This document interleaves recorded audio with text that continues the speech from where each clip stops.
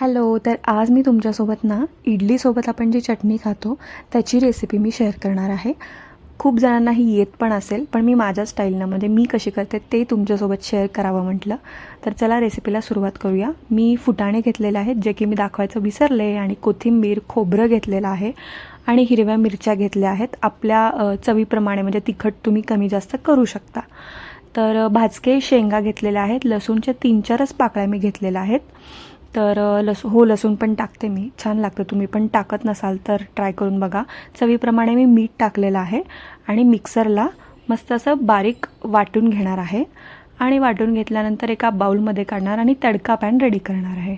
Normal आपलं तेल आणि जिरे मोहरी याची फोडणी मी तयार करून घेणार आहे. आणि तीळ पण टाकलेले आहेत मी, कढीपत्ता, आणि प्लेट झाकले कारण ते सगळीकडे उडू नये म्हणून.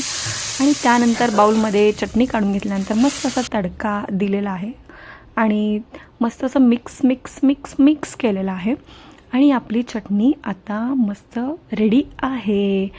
तर इडली करून घेतलेले होते गरम गरम, आणि मी पोळीसुद्धा घरी बनवलेला आहे. जो पोळी मसाला असतो तो मी इडलीवरती असं तूप टाकून त्याच्यावरती पोळी मसाला टाकून मग चटणीसोबत खाते आणि खूप मस्त टेस्टी लागते.